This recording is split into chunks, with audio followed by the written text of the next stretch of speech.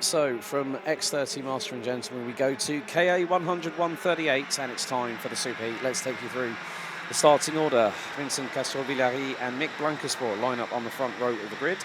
Gilles Lucas-Gini and César Ordina round out row number 2. Paul Glaise and Anton Batidou round out row 3, ahead of Maxime Gorge and Johan Caro rounding out the top 4 rows. Léopold Fermin and Raphaël Boulard round out the top 10 positions.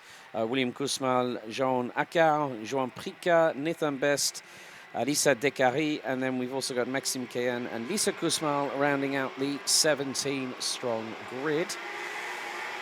So we've got the full start lights flashing up on the gantry, overlooking the start-finish line here at the Le Mans International Karting Circuit. Local time, 2000 hours CEST, 8 p.m. in other words, folks, and more to the point, the temperatures have been dropping. 12 degrees Celsius.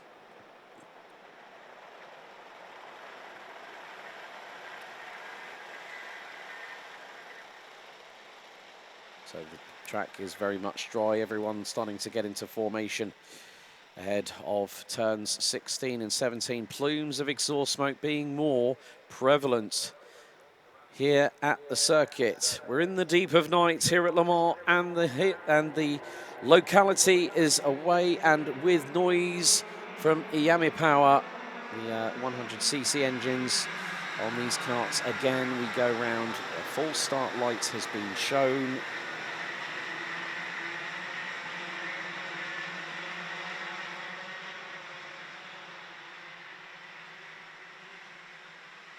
So Castrovillari, Blancasport on the front row of the grid.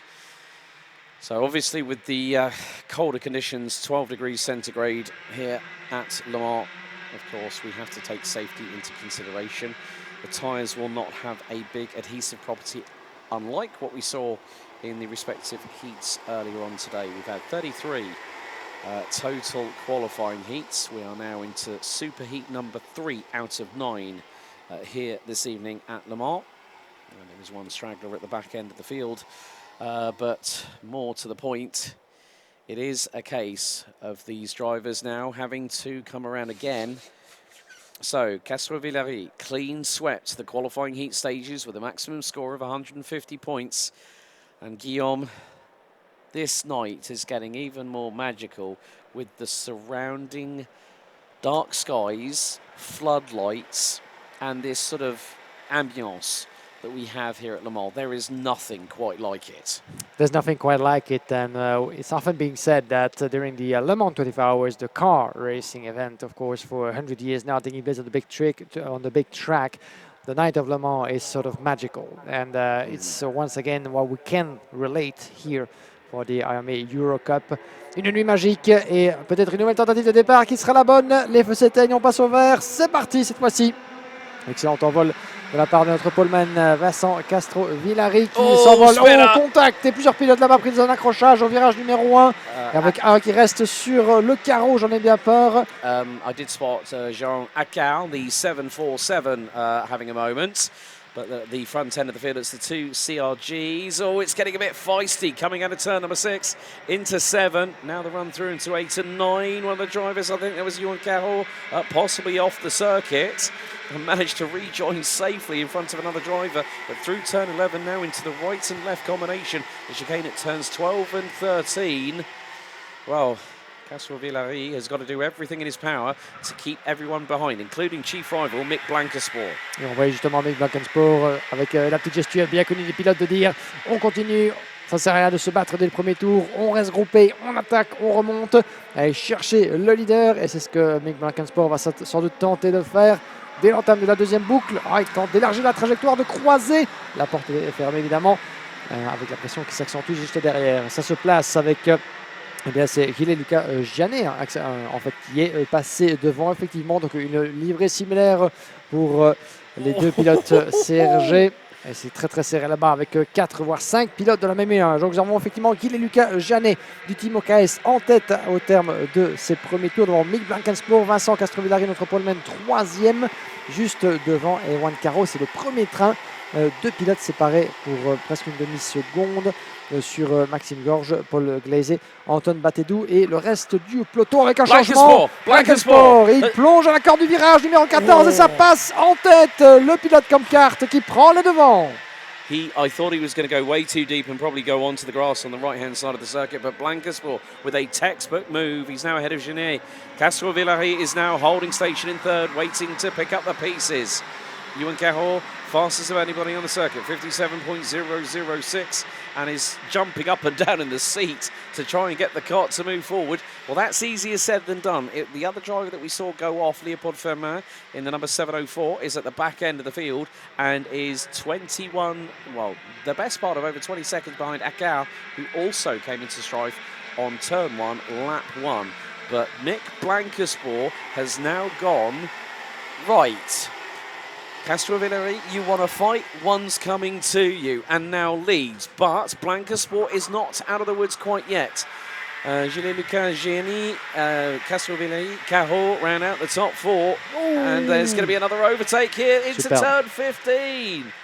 That was one of the CRG chassis coming across the line, so I think that might have been César Rodina on William Kusmal, or it was Rodina on Maxime Gorge, it looks like. So the 777 from MEA Racing drops down into 8th place. Ludo Racing, César Rodina moves up to P7. Anton Bathadou, William Kusmal, who's made up 5 places, now runs a genuine P6 on the road. The Superheats really changes the dynamic of how the weekend's end will pan out, Guillaume.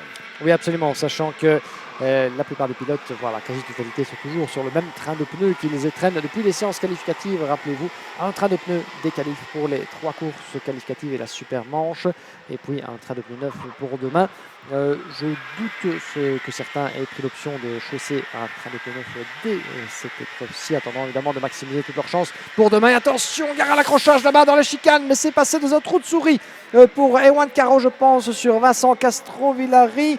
On va revenir là-dessus d'ici quelques instants, mais en tout cas, c'était une belle passe d'armes entre les deux compétiteurs là-bas. C'est plus là dans le peloton, pardon, alors que ça se regroupe à tous les étages. Nick Blankensport, pendant ce temps-là, toujours sous la pression grandissante. Vous voyez là-bas les 4 pilotes sur votre image dans l'enchaînement des 2 chaînes.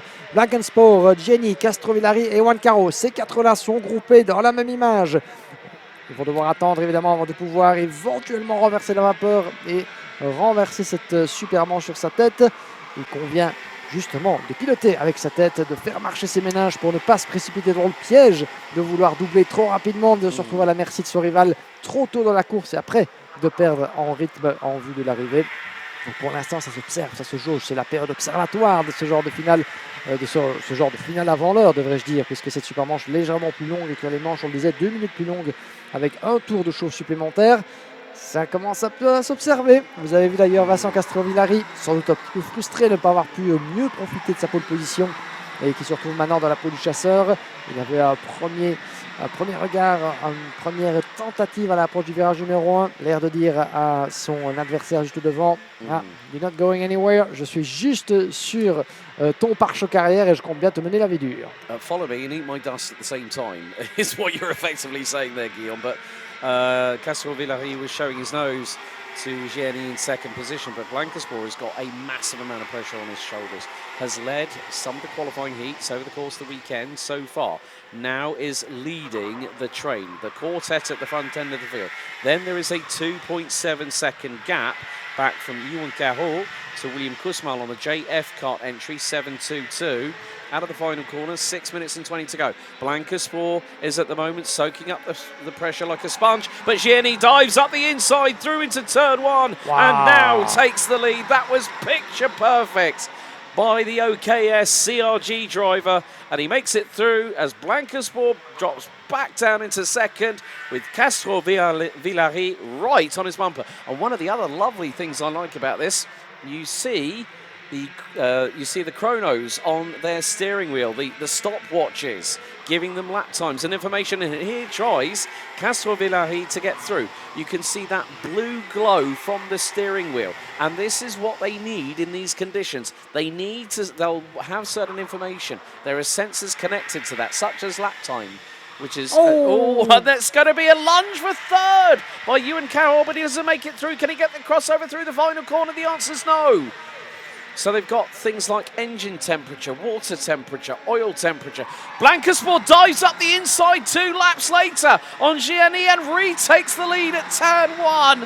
We've got a fight on our hands. Et c'est parti, la réplique de Blancasport. Et la voilà qui vient d'arriver sur Gianni Gianni. Il ne s'est pas laissé compter évidemment pour plonger à l'accord du premier virage. Mick Blancasport, l'homme à battre dans cette super manche. KA100 138, le voilà de retour en tête. Et tout est à refaire pour notre pilote OKS en deuxième position au volant de sa machine CRG.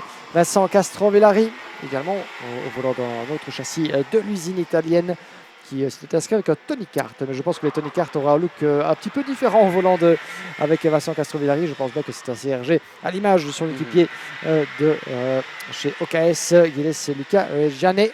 Qui pour l'instant, eh bien, les deux vont devoir se soutenir mutuellement. Et regardez, ça sniff aussi, ça commence un petit peu à renifler l'arrière de son équipier à l'approche du premier virage. Castrovillari Janet, gare à ne pas se mettre au tas, gare à ne pas compromettre évidemment la course d'équipier en quelque sorte, puisque il y a aussi le résultat des couleurs qui peut compter.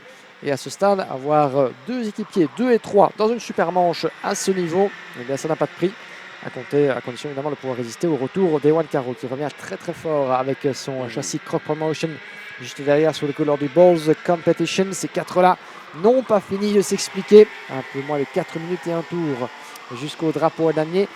Est-ce que ça pourrait faire les affaires de notre leader? Je n'ai pas l'impression, puisque Mick Blancasport demeure bien sous la pression de ses deux poursuivants. On aurait pu penser qu'il aurait pu creuser un petit écart pour se mettre à l'abri. Il n'en est rien et on peut s'attendre à une réplique de la part de Janet. Pourquoi pas dès le virage numéro 1 qui arrive d'ici quelques instants. Well, over 2/3 of the race time has been completed. 3.5 minutes to go. Blancasport makes a slight adjustment on the right-hand side of the comp cart chassis. The comp cart Netherlands driver. The comp cart also provided through the guys at J3 competition over in the US. But an attempt there by Iame. He's trying to put Castrovillari under significant pressure. And the 754 is struggling. Blancasport is using this as a testing exercise for the final. And now he's got more of a gap than he's had all race long. It's 4 kart lengths. Effectivement, donc est-ce que cela joue un petit peu tour si veut là-bas de la part de Lucas Janet par rapport à Castrovillari? Est-ce que d'une certaine manière, il le met sous pression, effectivement. Et voilà Castrovillari qui a l'avancé, qui passe à la chicane. Échange de bons procédés et de position. Castrovillari qui prend la deuxième place. Et c'est maintenant au tour de Janet de se retrouver sous la menace de Ewan Caro. Alors que, en tête, un petit écart de creuset. 6 dixièmes déjà à l'avantage de Mick Blancasport. Profitant du fait que les 3 derrière, eh bien, continuent surtout à s'écharper. Et Ewan Caro, j'ai bien l'impression qu'il peut encore nous montrer quelque chose dans cette épreuve. Il est très très proche là, Ewan Caro. Et aurait-il quelque chose oui, le museau d'Ewan Caro. Regardez son museau. Quelque chose ne va pas au niveau du carénage avant d'Ewan Caro. J'en ai bien peur. J'avais l'impression que c'était comme une espèce d'illusion visuelle. Mais effectivement, le carénage avant d'Ewan Caro est mal positionné. On ne parle pas de son front fairing. On ne parle pas du pare-choc, mais de la protection du museau. Est-ce que ça vaudra pour autant un drapeau mécanique orange et noir de rentrer au stand? Je n'ai pas l'impression, mais il est certainement dans une position inhabituelle pour la part de Ewan Caro. Ça n'a pas l'air de gêner le moins du monde, évidemment. Je ne pense pas que ça lui vaudra une fin de course prématurée. Mais c'est à noter qu'effectivement, son museau, si vous le regardez bien, le museau noir là-bas, est un peu plus positionné, beaucoup plus bas que d'habitude. Alors que en tête, ça change demain avec l'attaque, la contre-attaque de Vincent Castrovillari. Le poleman est de retour dans cette super manche. Le voilà qui dicte sa loi à Mick Blancasport. Well, with a minute and a half to go, Castrovillari has struck whilst the iron is hot. And could this be a preview of what is to come tomorrow? Because after this point, points are out of the question. It's winner take all. Now, Blancasport is going to be easier. He's going to deal with this situation a little bit easier because he's led for quite a lot of this race. Castrovillari has been at the front of it for the majority of the race weekend, including being on a pole position in time qualifying. Was on pole after the ranking after heats. But Blancasport will have 2 laps. I repeat, 2 laps. Here we go. a tenth and a bit. Blancasport dives up the inside like he did on Gianni a little bit earlier, uses a little bit of curbing and blocks the door. Castro Villari unable to make it through, and here comes Gianni into the fray. Top three have gotten away from Caro, who is languishing a little bit further behind, the best part of nearly 1.5 seconds, down in fourth. Oui, je me demande si finalement la position délicate de son carénage avant ne l'empêche pas de s'exprimer au mieux. Peut-être a-t-il été reçu un avertissement. En tout cas, rien ne pointe sur nos écrans. On va se concentrer sur la bataille en vue pour la première place. Blankensport qui continue de faire de la résistance par rapport aux deux équipiers, Castro Villari et Chanet derrière. Regardez comme il va défensif juste avant le freinage. Oh, ça glisse légèrement. Va-t-il rester en déant les lignes blanches? Oui, il parvient à conserver sa trajectoire juste avant la chicane. Magnifique démonstration de pilotage de Mick Blankensport qui est allé presque en dérapant à l'entrée du virage 14. Il est aux abois, on est dans le dernier tour, mais il est aux abois, Mick Blankensport. Il était sur un bon rythme depuis l'entame de course, mais Castro Villari et Janet le mettent dans une position des plus inconfortables. Il est obligé de la jouer défensive à chaque virage, il ferme la porte à la régulière. Ça va être très compliqué pour Blankensport d'aller chercher cette victoire. Les autres vont essayer de le titiller jusqu'au bout, de le faire chuter. Pourquoi pas encore dans le banking, dans le dernier virage de la chicane. Tout virage sera bon à prendre, j'ai l'impression, pour Vincent Castro Villari. Il veut cette victoire plus que jamais. Et Blankensport ferme la porte presque sur le vibreur pour empêcher ces deux poursuivants de le dépasser à gauche ou à droite. On est parti dans les derniers virages. C'est d'ici que tout peut se jouer.